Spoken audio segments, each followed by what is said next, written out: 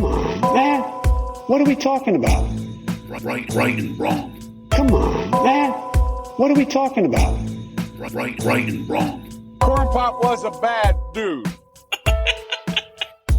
Whoa. Corn Pop was a bad dude. Whoa. Come on, man. What are we talking about? Right and wrong. Come on, man.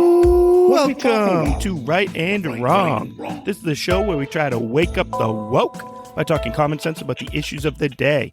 I'm your host, Brian Ruka, and with me as always over there is the people's producer, Producer Juice. Truth Box, what do you get to say to the people out there in the right and wrong audience this week, my man? How arrogant are you to think that you deserve to go through life with no one ever saying anything that you don't agree with or like? People mistake sometimes demanding equality, right, by not being part of humour. It's actually demanding privilege. Someone says they're offended. I want people to stop saying that joke's offensive. Yeah. I want them to start saying I found it offensive, because you've got to own the emotion, because that's all it is. You're just telling me how you feel about it. Yeah. There's nothing intrinsically offensive about this joke.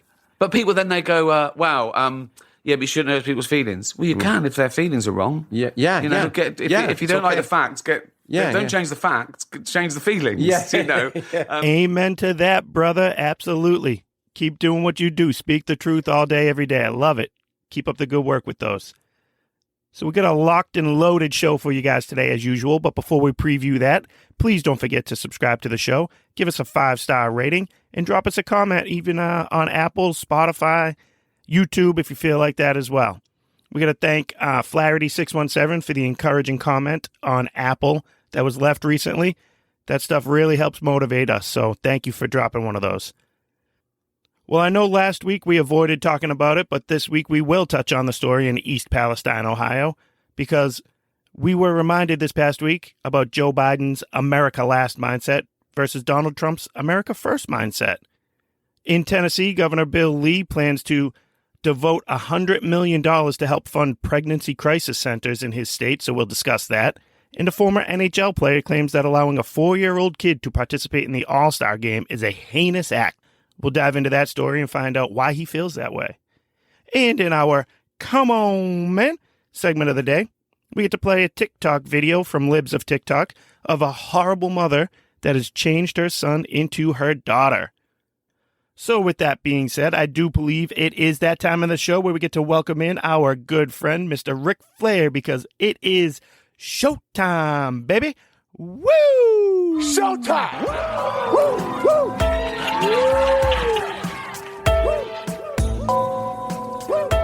So I was able to get out of town over the long weekend and take the family for a visit to the old Peach State.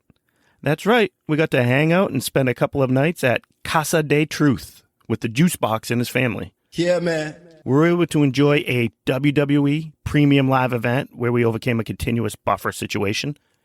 We got to enjoy a few cold ones and let the kids run around at a yuppie's paradise that is an outside green space in downtown Alpharetta. And the Truth Box even introduced me to an establishment that serves what should now be considered one of the top 15 French fries of all time. Needless to say, we had ourselves a blast. One of the most fulfilling parts of the weekend was when I got to enjoy Sunday Mass with my friend.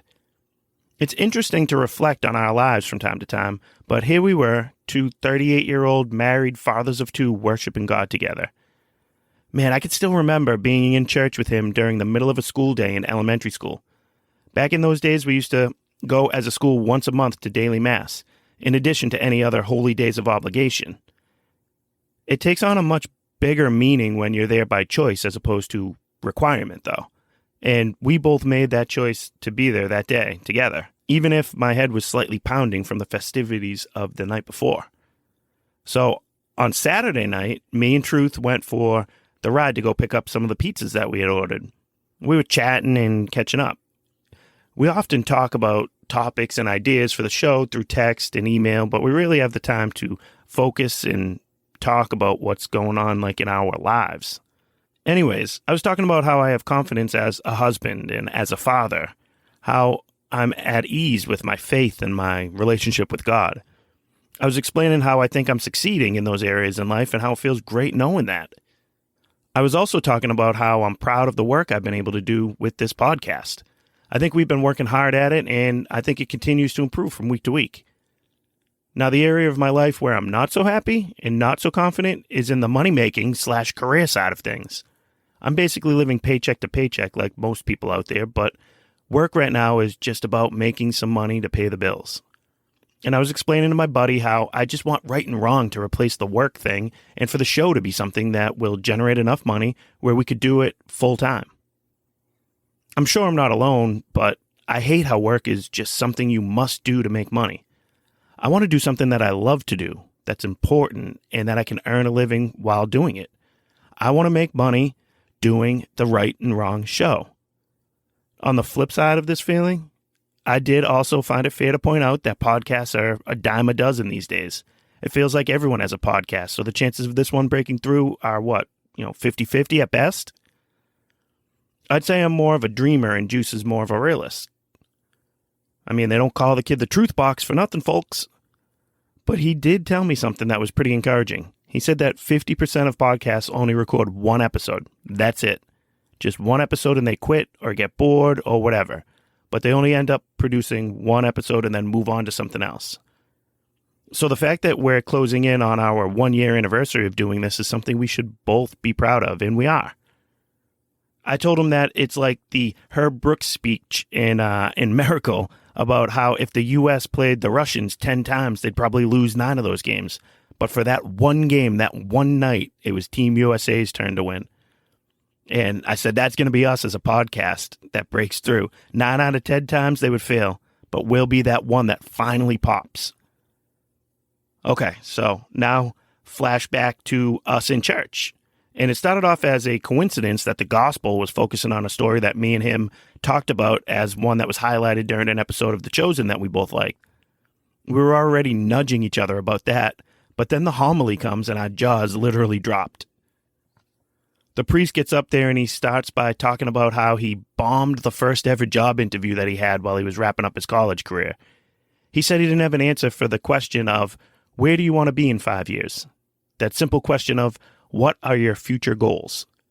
He ended up saying that at the time he was looking for some kind of work to help him pay his bills.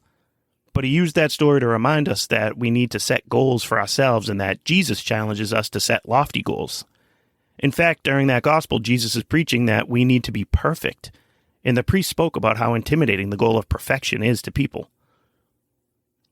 He then went on to tell the story of a hockey coach by the name of Herb Brooks, who in 1979 was setting a fairly lofty goal of trying to assemble a perfect hockey team to challenge the USSR at the 1980 Winter Olympics. You should have seen the two of us elbowing each other, foot kicking each other, and like I said, jaws dropping as this was going on. It was so spot on that I was asking Juice if the priest had bugged his car or something. The priest pointed out that in the movie, when Brooks claims that his goal is to beat the Soviets and to win the gold, a colleague scoffs, pretty lofty goals, huh, Herb? To which Brooks replies, yeah, and that's why I'm pursuing it. The point being that we should be setting lofty goals. We should be striving for perfection. We should be setting goals that the rest of the world would consider unachievable and unrealistic. I mean, come on, what are the chances that me and Juice would have that exact conversation using the exact Herb Brooks analogy and then be in the pew the next day listening to a priest use the same story to encourage people to set lofty goals for themselves? That was God telling us to keep going, to keep working at this, and to not give up the dream of turning the right and wrong show into our careers. Screw them. This is your time. Now go out there and take it.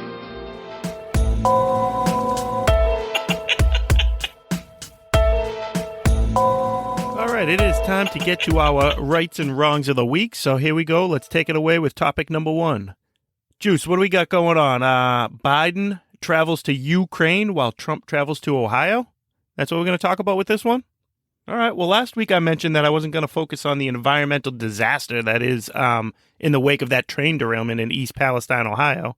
Well, last week I felt like the situation was pretty cut and dry, like I didn't have much more to add to it. This week, our president decided that the people of Ukraine were more important than the people of East Palestine. Meanwhile, our former president showed up with food, water, money, and he was there to help raise the spirits of a broken community. Talk about America first versus America last, huh, people? Well, Trump did what Trump does best, too. He showed up at a Donnie's in their community where he provided some food for people, and he had this to say. Juice, you got that clip? Trump number one? Hello, everybody. That's a nice, beautiful looking group of people. So I know this menu better than you do, okay? I probably know it better than anybody in here. Why are you visiting today? Well, we brought a lot of people with us, and more importantly, we brought the federal government with us because when they heard I was coming, they all came. They weren't going to come. They were to leave you abandoned, and now they're not. The owner over here, he saw that. I helped out all the responders and everything the first week. I was out here making Egg McMuffins myself Saturday morning. You did a good with job. These guys. You did a good job. So give us a nice array of stuff. Take care of the people, and I'll see you later, okay? Thank you all. Can I get a picture with you? What do you think about? Thank you, Juice. So while Trump's doing that, our president is over in Ukraine, and President Unity had this to say. Juice? America was being tested. NATO was being tested. All democracies are being tested. And the questions we faced were as simple as they were profound. Would we respond?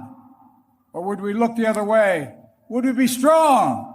Or would we be weak? Would all of our allies, would be united or divided?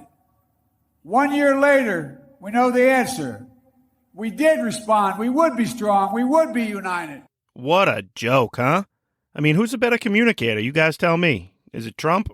Or that bumbling moron over there? Would all of our allies would be. Meanwhile, you got Trump in there.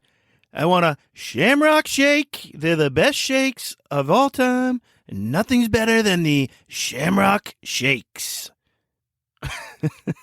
I love that he's in there at a Donnie's. He loves that stuff, and he always talks about it, and he actually likes it. So that was a good look for him. And the best point that Trump made is talking about bringing the federal government with him. Just by him showing up and actually paying attention to these people, it then forced the Biden administration to actually show up and pretend to pay attention to them. So that was a great move by Trump.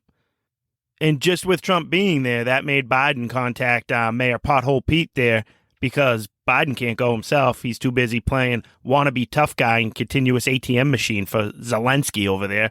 So he just can't be bothered. So Pothole Pete gets sent instead to go do nothing a day after Trump went.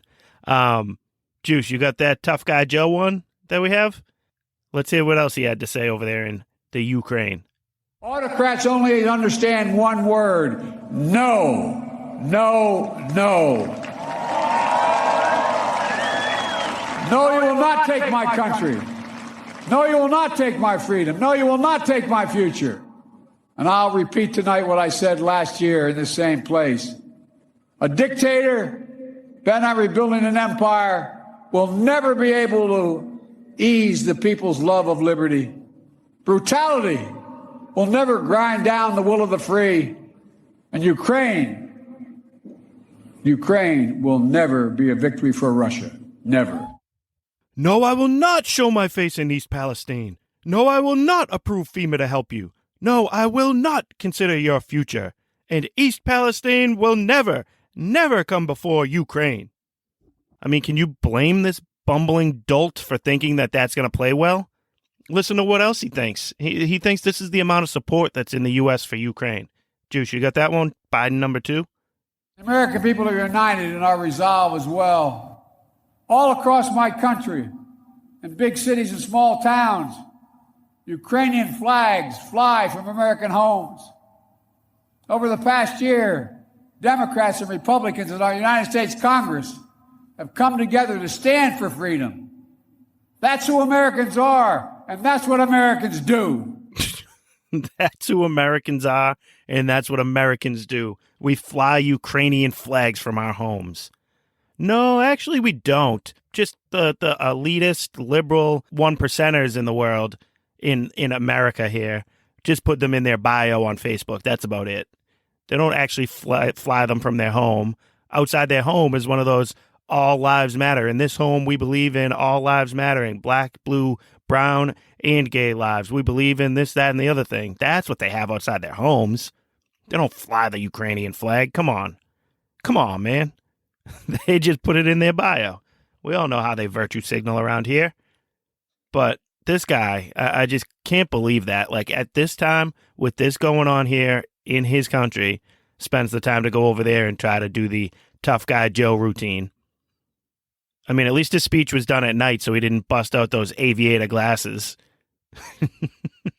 Absolutely ridiculous. But just to put a bow on this whole thing, that's the big difference between these two, between him and Trump. You guys know I'm Team DeSantis when all is said and done, but that's something Trump is great at, just connecting with people and, you know, kind of making fun of himself, but in a fun way. Like, everybody knows the guy loves McDonald's, so coming in and dropping that line about, I know the menu better than you, give me a double cheeseburger, a McFlurry, and a large fry, no salt.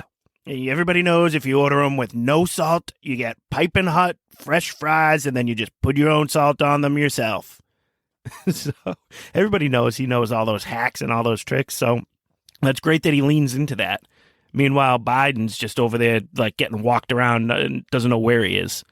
So, you know, any of these situations where Trump can be with regular, normal people, that's when he looks the best. Next. America first. All right. Well, while President Unity is overseas, he left behind his very black, very gay press secretary, Karen Jean-Pierre, to remind everybody how amazing and diverse this administration is. Juice, you got that clip?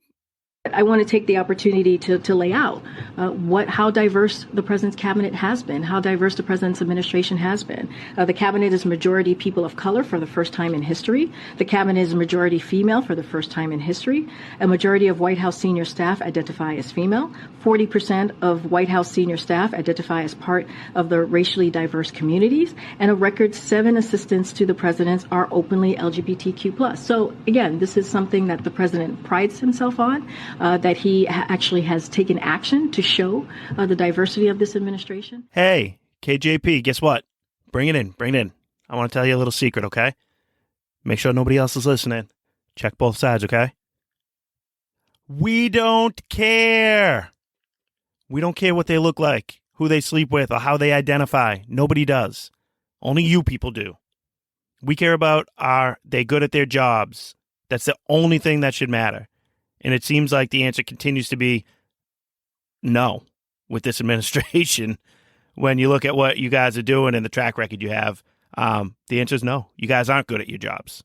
Next. Again, we didn't do it on our own. We did it clearly in step with Canada. This story comes from the great state of Tennessee, where Governor Bill Lee announced a plan to throw $100 million towards funding of pregnancy crisis centers in his state. So that's a very good headline.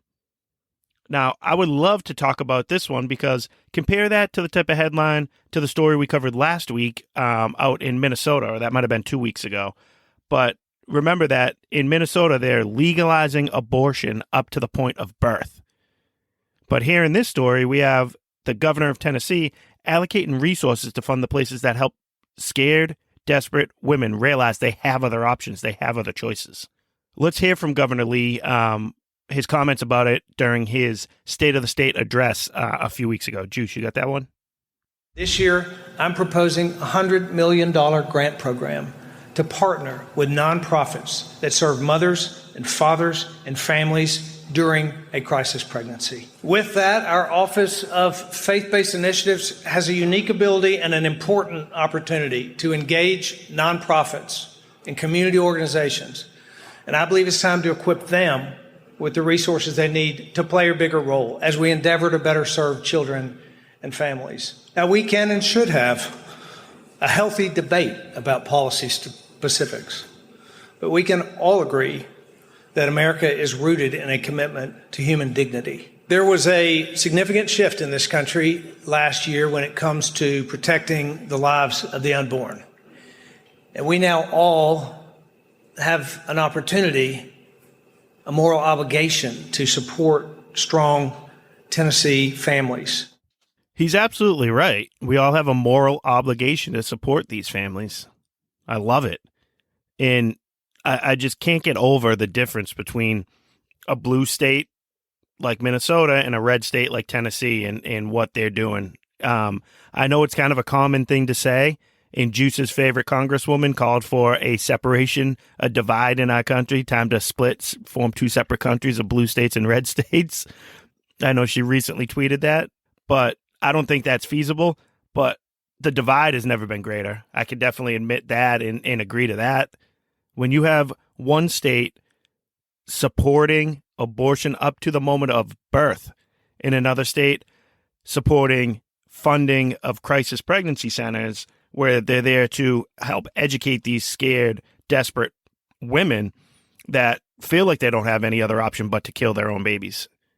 These pregnancy crisis centers are there to support them and give them help and give them another option, because any option is better than just murdering your own baby.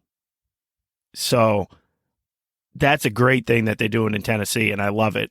And, of course, the left freaks out about stuff like that. But Tennessee is really leading the way right now. They have that other bill that they're passing that's going to criminalize doing these sex change operations for kids under 18.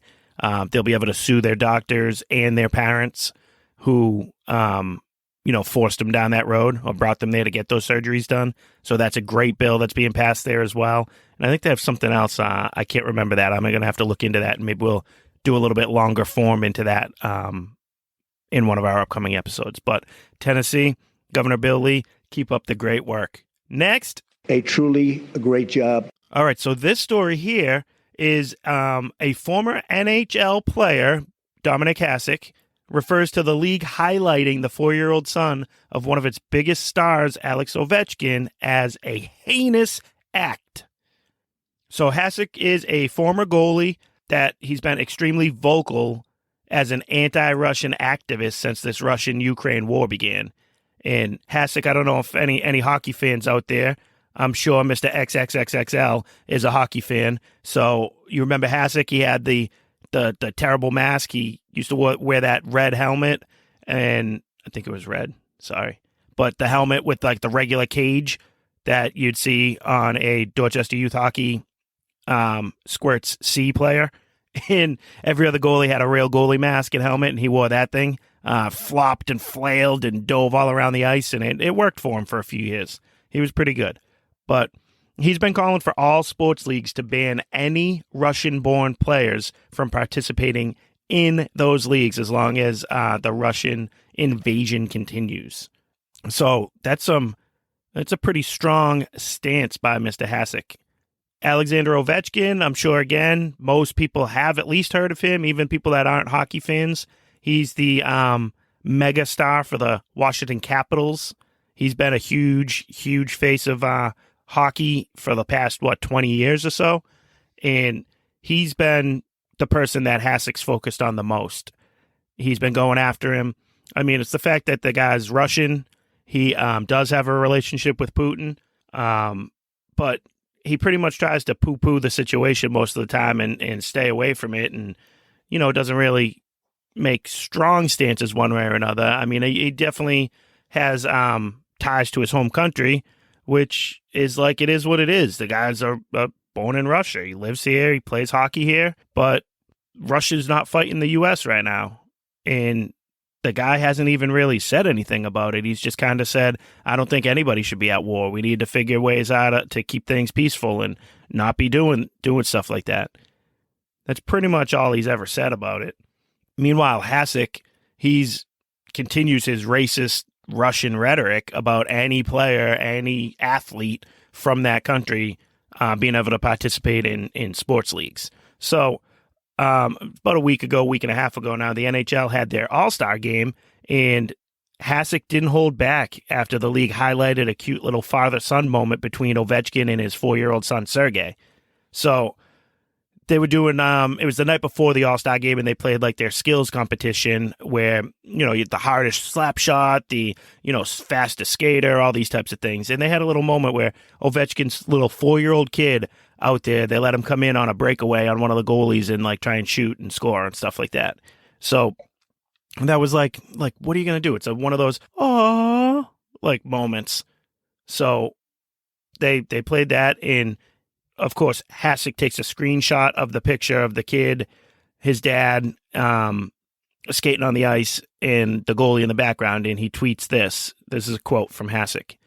The @NHL has sunk to rock bottom, ! Letting Ovechkin's son perform on the ice at the NHL All-Star Game is spitting in the face of approximately 500 killed, thousands injured, and tens of thousands of kidnapped Ukrainian children. The NHL and Gary Bettman must pay for this heinous act! What's this guy talking about? Like, why? That's a heinous act? Letting this guy's kid skate on the ice and do something, little shoot on the goalie? Like, what? Because his country is involved in an invasion, in a war, in a conflict with another country? This guy who's not a Russian soldier, who's here legally in the United States, he can't participate in an NHL All-Star game with his kid just because he was born in Russia? At this point, Hasek might just start advocating for rounding up all the Russians out there and putting them into concentration camps.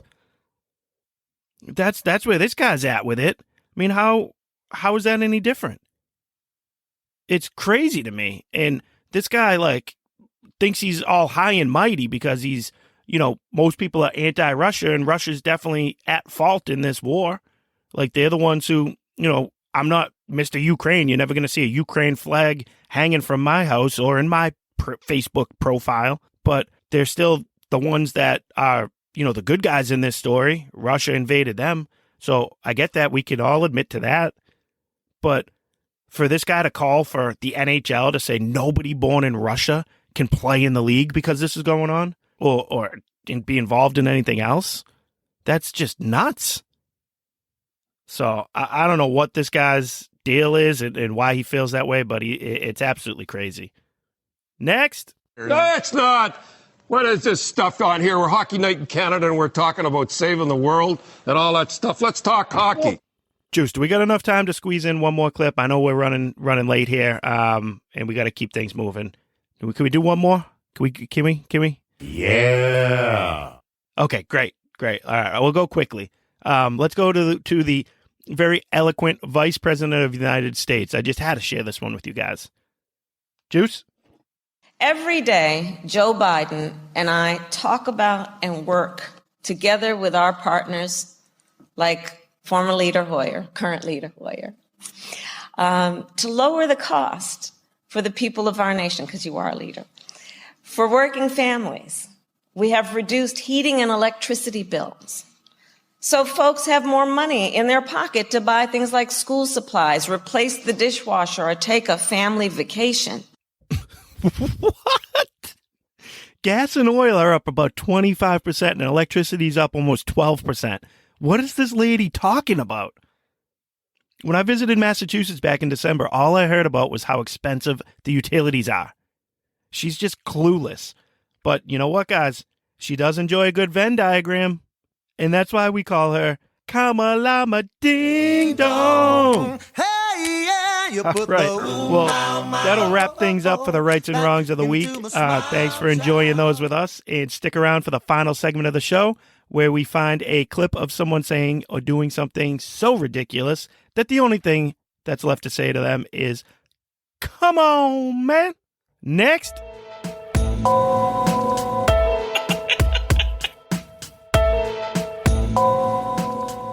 We've made it to the people's segment, ladies and gentlemen, the Come On Man segment of the day. And we are looking for a sponsor for this part of the show. So please, if you want, hit us up at, what's our email address?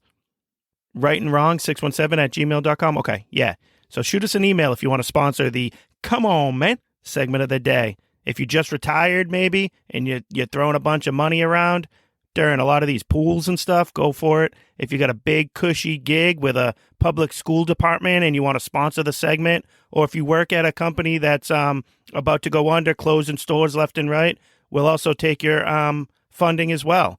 And hey, even if you run one of the most successful restaurant company group stores out there, high-end business, and you got a few extra bucks laying around that you want to sponsor a segment in the show, we could definitely do that as well. So give us an email. Let us know if that's something you're interested in, and I guess we'll get right to it. Juice, you ready for this?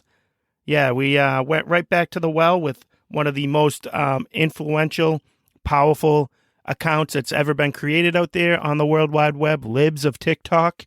Great account where simply the lady just reposts all these crazy libs and leftists saying and doing ridiculous things and trying to justify it by, posting it to the internet.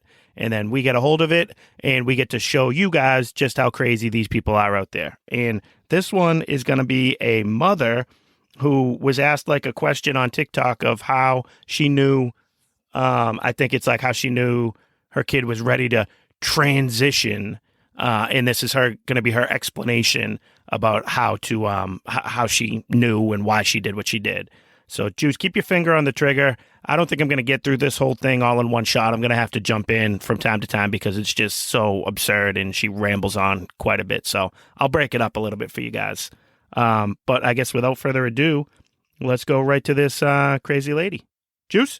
Okay, so first of all, I will say that the process, the journey is ongoing and probably will be for potentially her entire life. But here's how it started. Hold on. I know we just started, but I think you can tell just by that voice right off the bat that she's, just somebody that we can't take seriously. You hear that?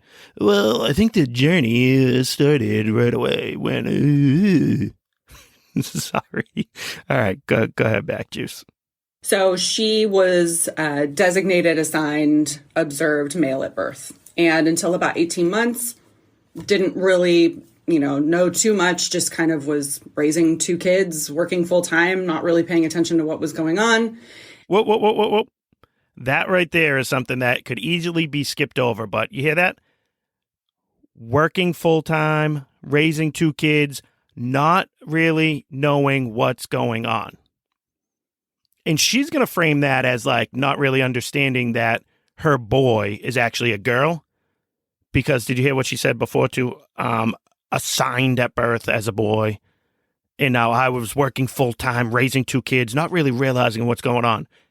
And she's going to, like I said, flip that into, so I didn't realize she really was a girl this whole time. No. You had it correct when you said not really know what's going on. And that's because you don't really know what's going on with your family. You don't really prioritize your family. You're more proud of the fact that you're a working mom, working full time, raising 2 kids. You want the credit for that. But meanwhile, you're going to neglect your kids, not really pay that much attention to them. And maybe that's why they're trying to act out to get your attention. Because look how much attention this boy now is receiving from you because you've allowed him to transition into a girl.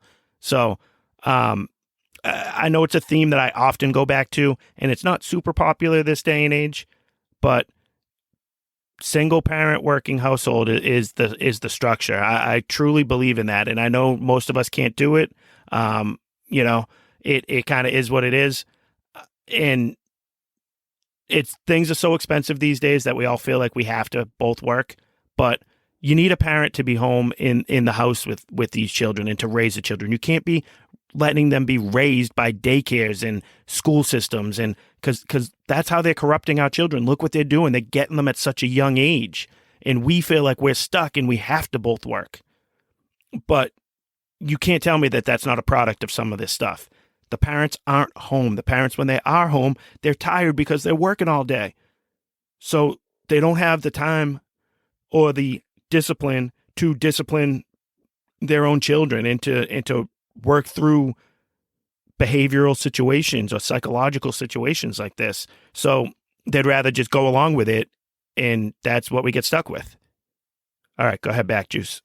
And at around 18 months, she started showing signs of like really being interested in things that her sister had and had in her closet, and wanting to play dress up and wanting to put on lip gloss. And when she would see fingernails, she would want her fingernails painted too. And, we thought it was cute. No issue. We had no issue with, her wanting to do those kinds of things.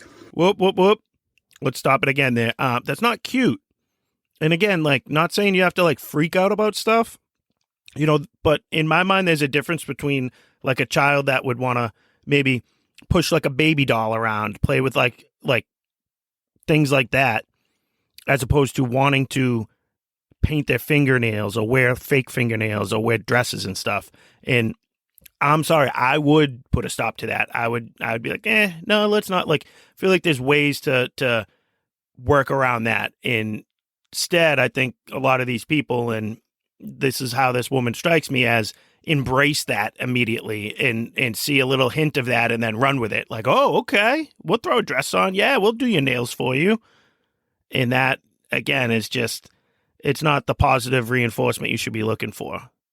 That the kid acts out or does something that's kind of strange and not really the correct behavior for their gender.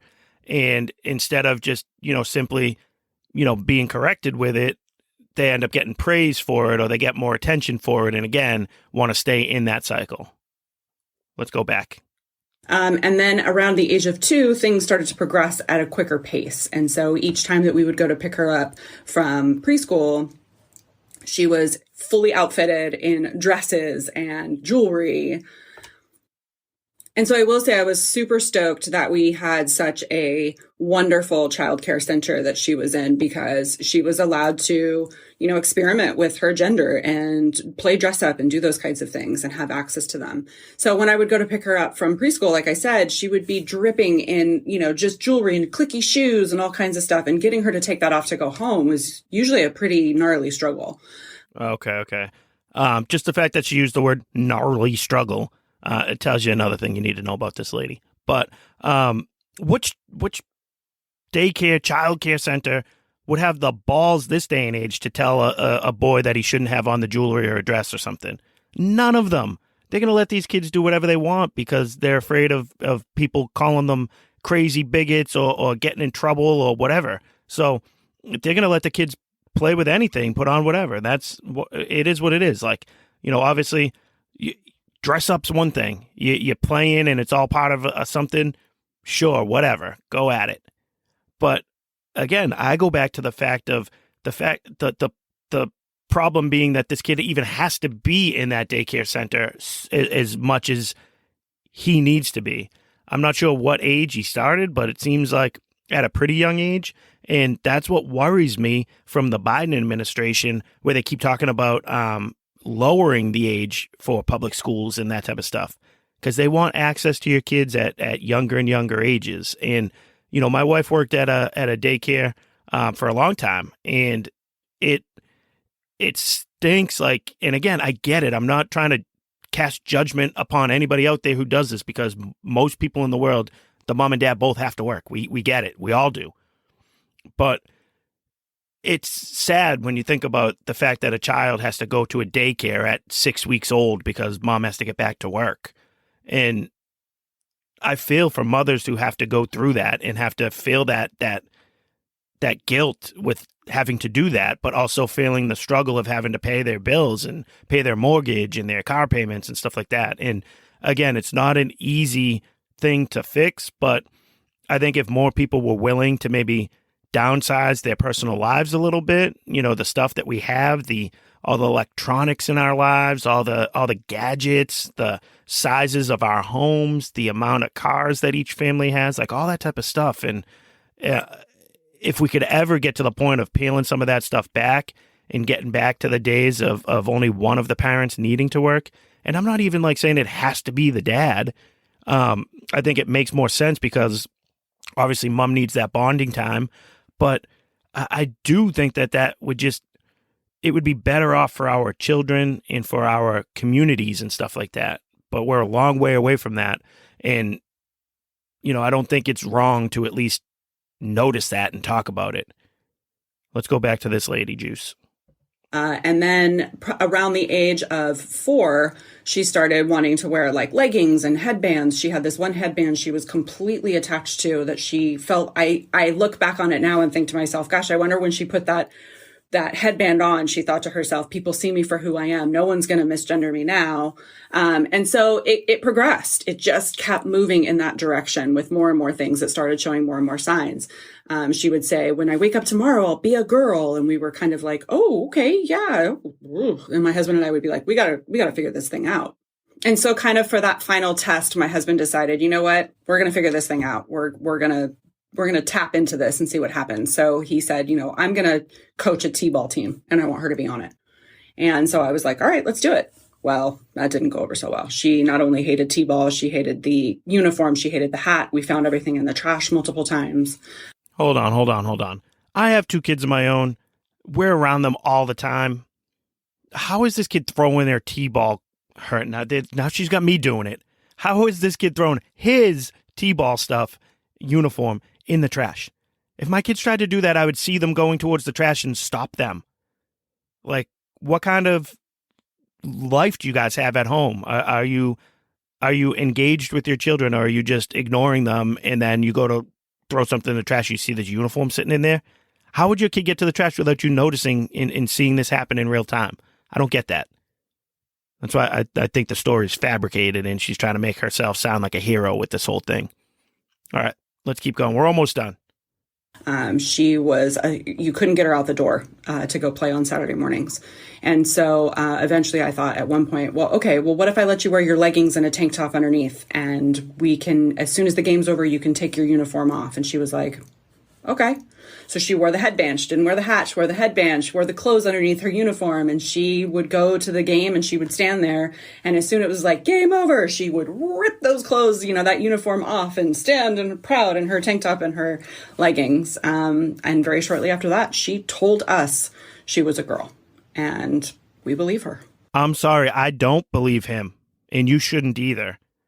I mean, end of the game, rips off the jersey and the pants and is standing there in the tank top with the headband and stuff. Sounds like a kid that's been brought to a drag queen story hour once or twice, maybe. And I wouldn't put it past this lady. So, again, it's all about just be a better parent. I'm sorry. That stuff, it rings hollow to me. It sounds like a fake story, exaggerated, where this lady just paints this picture that she wants you to feel like, she's doing the right thing, and she wants all this praise by telling this story. And I just call BS on most of it. I look at it as a set of parents that don't really want to raise their children properly, don't have what it takes to handle difficult situations, and just merely give in because it's easier. And then also that social, hero worship side of it too plays a factor in this, where she's going to be praised by all of her buddies and friends now and get 1 million views on her TikTok video about it. So that certainly plays a role in this as well. But other than that, the only thing that's going to suffer in this is that child for the rest of his life now. They've completely ruined this kid, and it's unfortunate that that's happening all across this country. So, crazy little mom who thinks her boy is a girl, you, my friend, have earned yourself one big, fat, rotten... Come on, man. And that's our show for today. Thank you guys so much for tuning in. As always, we've enjoyed ourselves, and please don't forget to like the show, subscribe to the show, drop us a 5-star rating, and feel free to leave us a comment as well. We might even read it on the show one of these days. Until next week, my name is Brian Ruca, and over there is producer Truthbox. We've enjoyed having you, and I guess that's all I have to say. Thanks for having me. The Right and Wrong Show is produced by Juice. Executive producer, Juice. Audio mixer is Juice. Hair by Skull Shavers. Wardrobe and makeup by Ashley Ruca. Right and Wrong song created by Juice. The Right and Wrong Show is copyright 2022 from Brian Ruca.